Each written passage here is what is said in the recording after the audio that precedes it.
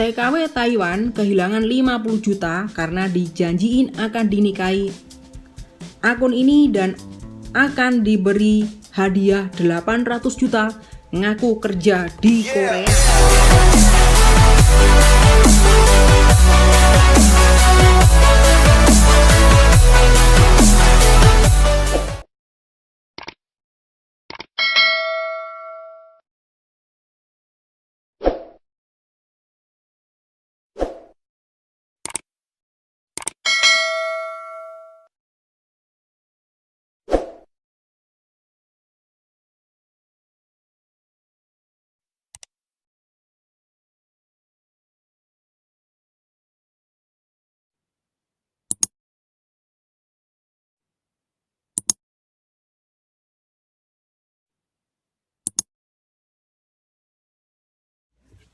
Sebuah kisah kali ini datang dari negeri Formosa, Taiwan, di mana mbak yang tak mau disebutin namanya ini karena malu ingin berbagi cerita atas derita cinta yang selama ini ia alami hingga rugi puluhan juta rupiah.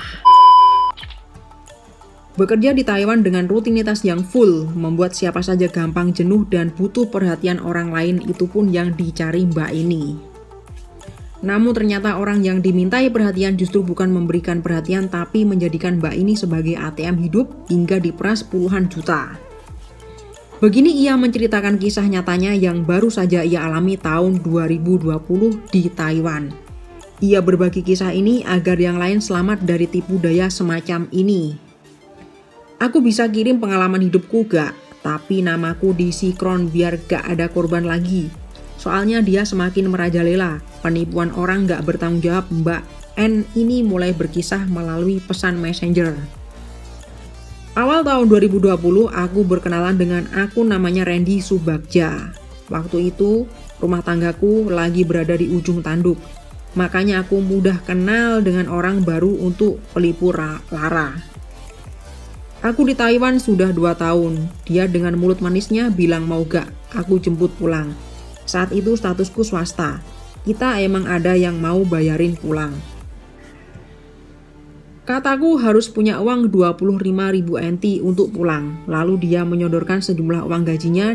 Dia berikut ada nomor HP dia.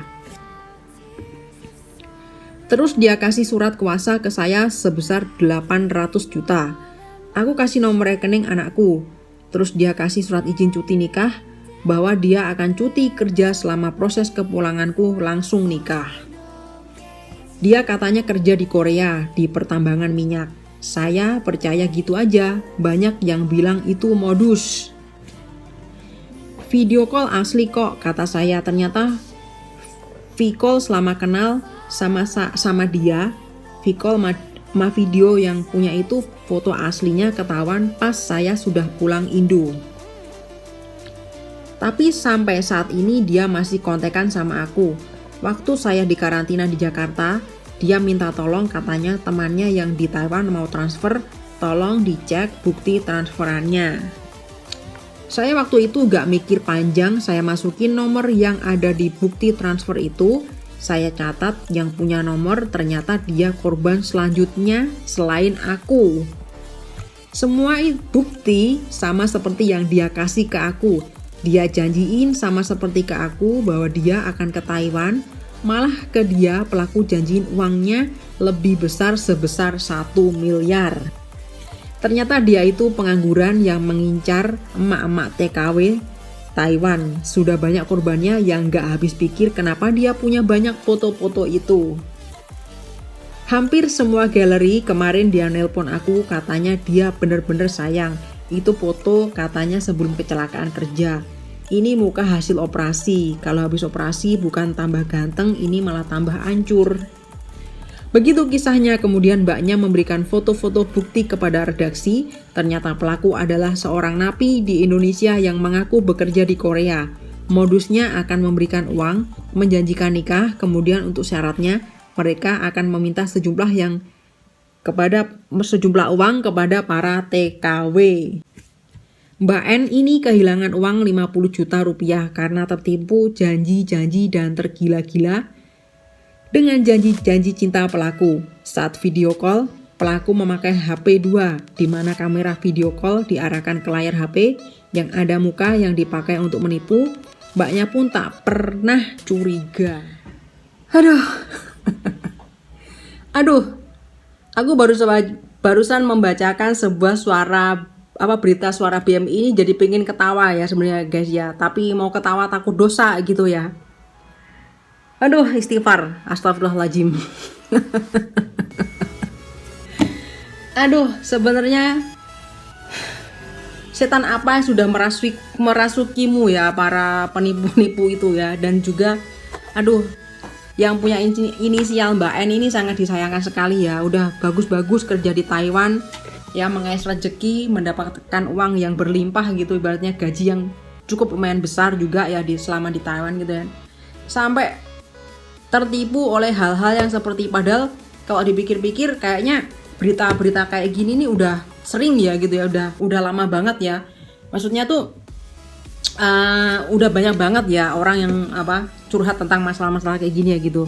Makanya aku tadi sempat ngakak juga gitu kan. Sebenarnya apa sih gitu loh. Kita nggak bisa menyalahkan juga ya di antara dua belah pihak ya. Yang intinya kita harus waspada aja lah dengan hal-hal yang kayak gini gitu loh ya.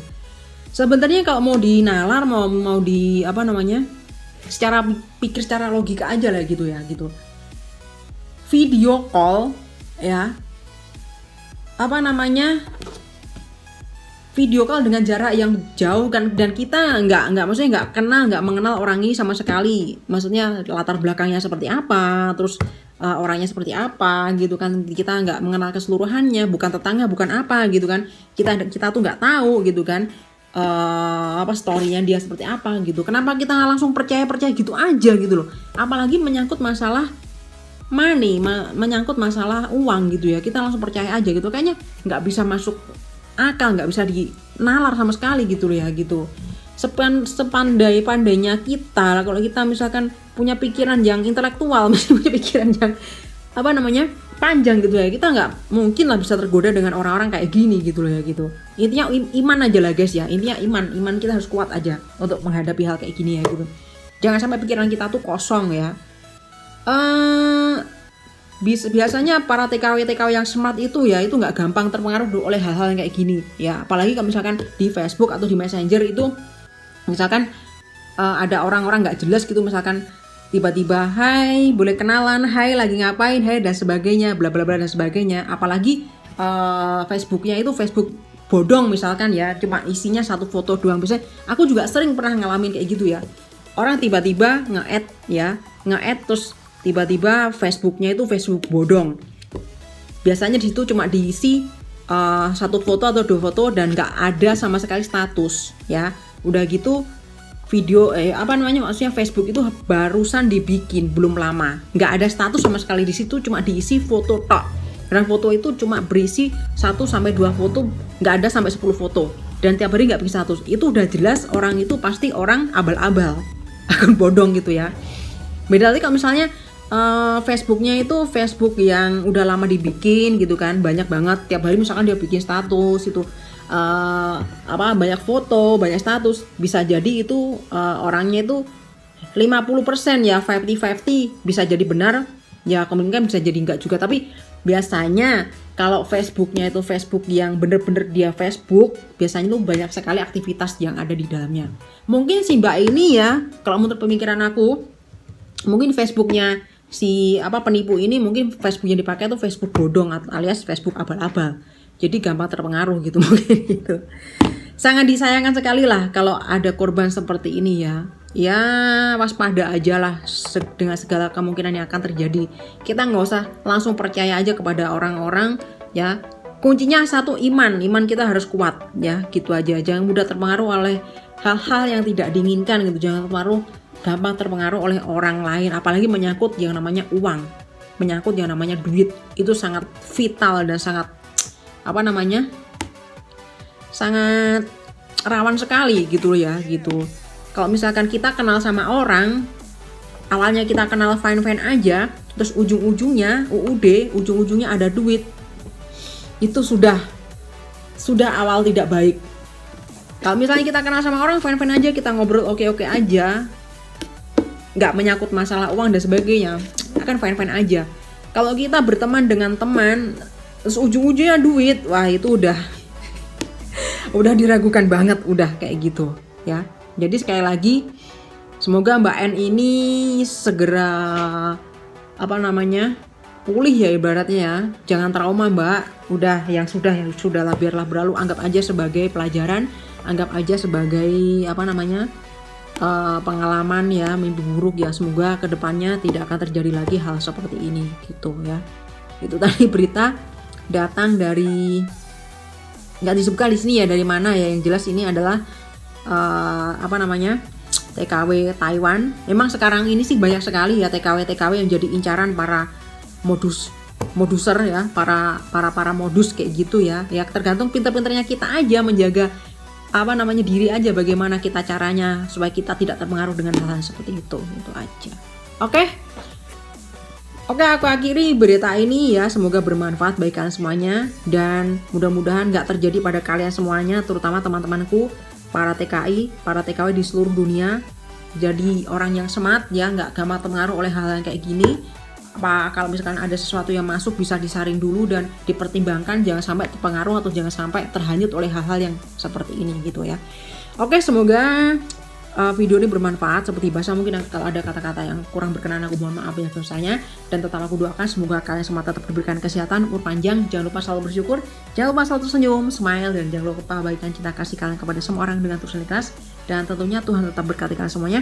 God bless you always. Sampai ketemu lagi di video dan berita terbaru yang lainnya. Bye bye.